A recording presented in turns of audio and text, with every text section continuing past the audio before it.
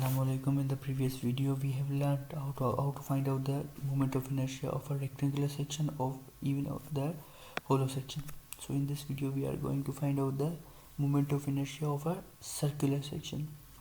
So what is a circle? We knew that circle is this shape. Okay, so to find out the moment of inertia we knew that we are going to initially find out the center of gravity, and we found out the center of gravity will be at this point of the circle. Now to find out the moment of inertia, our moment of inertia with respect to x-axis, even we are making our x-axis at the center, which is crossing the centroid or center of gravity. Even the y-axis is also crossing the center of gravity.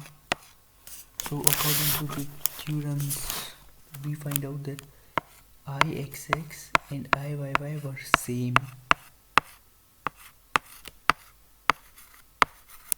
and that were equal to pi by 64 d power 4. Pi by 64 d power 4. Okay, you can always convert it into radius as well. So this is the formula, and we will find out the center of gravity. Now this is our first problem. Find out the moment of inertia of a circular section. Circular section, 50 mm diameter, about an axis passing through its center. So we have this shape.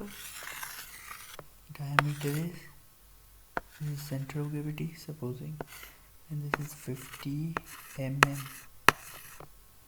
diameter. Okay, and we knew that center of moment of inertia with respect to both x-axis and y-axis is equal to pi by 64 d power 4 means 50 power 4 is equal to, you can always find out the answer. It's unit in mm, so we can find out the moment of inertia in mm power 4. So this was our first question. This is our second question. It is written here that moment of inertia of a circular section, 50 mm diameter.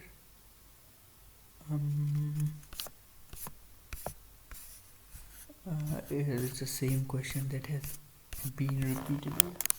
So we actually have not this question. Okay, we actually have a question of a hollow section. Now I am reading the statement. So my statement is: a hollow circular section has an external diameter 80 mm and internal diameter 60 mm. So we are given external and internal diameter. So we knew that if external diameter, this is a circular section, external and internal. So this diameter distance is 80 mm and this diameter distance is 60 mm. I will make it 60 mm. Okay, now this has been given in a statement that the hollow section external diameter, a circular hollow section with external diameter of 80 mm and 60 mm and internal diameter of 60 mm. So we can draw the figure like this, and further it is written that find out its moment of inertia about horizontal axis passing through its center. Horizontal axis, we knew this is our horizontal axis, and we are making our center as this, means center of gravity definitely. So we have the formula for that. It's quite simple. Ixx is equal to pi by 64 d power 4. So in this case, when it's d power, now we will make this as d1 Okay, this is for the whole circular section. Now this 60 mm is the hollow section, means a cutting section, so we are making it d2 and it will be in negative like this. It's initially we have 80 mm, means d1 power 4 minus d2 power 4 minus a minus sign in front of a hollow section. Okay, so we can always find out the answers quite simply. So I will once again write it here. 5 by 64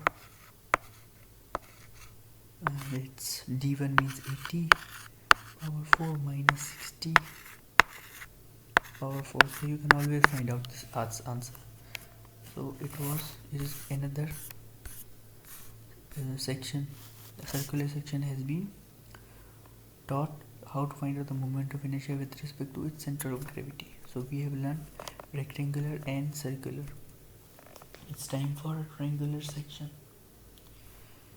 So moment of inertia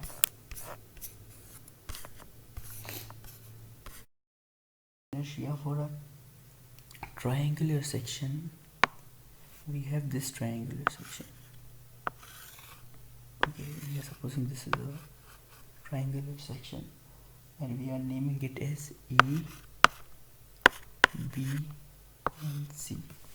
So in this type of problem we have two moment of inertias, okay, not with respect to x-axis or y-axis. We are only assuming x-axis. I am drawing two axes. First is at the base of triangle, okay, and second is at the center of gravity. Now this is, I am assuming this is my center of gravity. So for center of gravity, this y-axis. Now I knew that to find out the moment of inertia I initially need lines. So there are two lines. One is at center of gravity, the moment of inertia at center of gravity will be Ig, and moment of inertia at base of the triangle will be IBC. Okay, so I'm going to give you two formulas. I of BC is equal to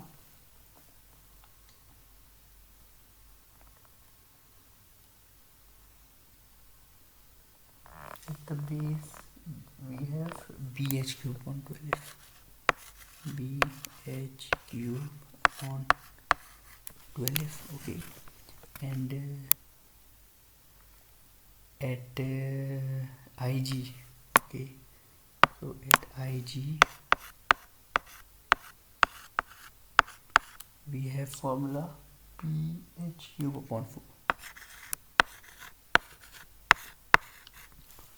Now we can always find out we can also solve the problem. It's quite simple. An isosceles triangle section ABC has a base 80 mm and a height 60 mm. Determine the moment of inertia. Now to draw isosceles means the isosceles triangle is a triangle where two sides are equal, means this side and this side are equal. Okay, so this. Now we have given this dimension as 80 mm and height is equal to 60 mm. Okay, and determine the moment of inertia about center of gravity and base. So we have to find out two moment of inertia. We knew that we have first moment of inertia is here and we knew its formula. It is Ig is equal to BH cube upon 4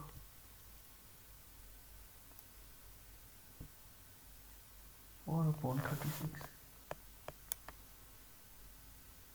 It's 36, so I will make a bit change here.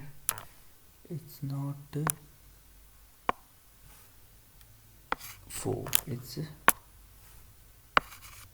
36. Okay, so at center of gravity my formula will become bh cube, so b is this, so b means 80, h cube, h is 60 cube upon 36, and with respect to base means a b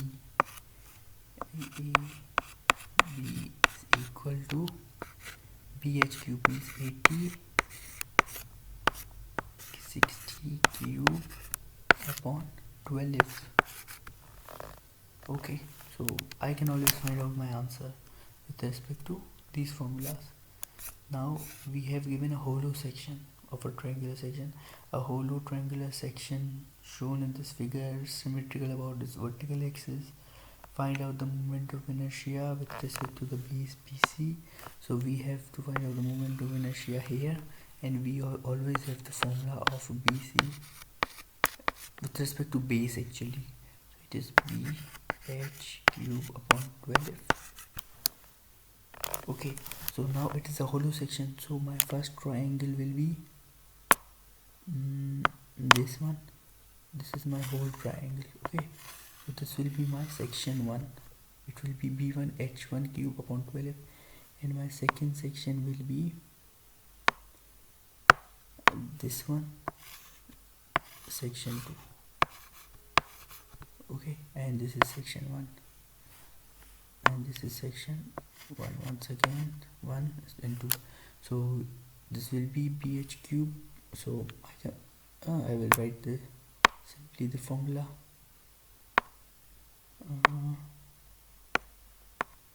So my formula for this section will be IBC is equal to b1 h1 cube upon 12 minus, because above a hollow section we apply minus sign, b2 h2 cube upon 12. So this is the formula through which we can find out. So we just need to remember these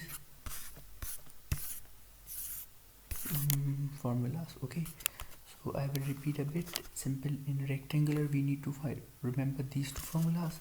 In circle we have one formula, in triangle we have two formulas, and now we are coming toward the shape of a semicircle. So in semicircle we also need to remember just two formulas.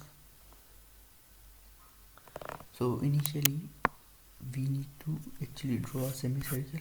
Okay, this is my semicircle, and I am naming it as A and C. So my moment of inertia with respect to AC means on a line which is parallel to AC, or even at AC. Actually, the line which is at AC, my moment of inertia at that line will be 0.393 r power 4. Okay, so this is the moment of inertia at AC, and with respect to center of gravity means my center of gravity is at this point. Okay, so my center of gravity at this point, and my line will be this now. So this will be I can show that IG will be equal to 0.11 r power 4. So these all formulas have been derived from where? These have been derived from theorem of parallel axis, theorem of perpendicular axis, and further. We are not going into that rubbish detail. We are not going into this detail because this will just make it more lengthier and fatigue. So for semicircular we have like this. So we can always find out these with respect to this formula. Now look at this problem. We have been given a semicircular section, 100 mm dia, and moment of inertia parallel to x-axis and y-axis, and we know that in both axes these formulas will, this is for both x-axis and y-axis. and yeah, we can always find out. It's quite simple. I don't need to solve, you can solve it by yourself. Even in this formula, this is the Holo section. You have just need to minus to come to understand the procedure. Uh, it's the same procedure, just the formula is a bit different. Now we are proceeding towards composite section. So this is the main topic, and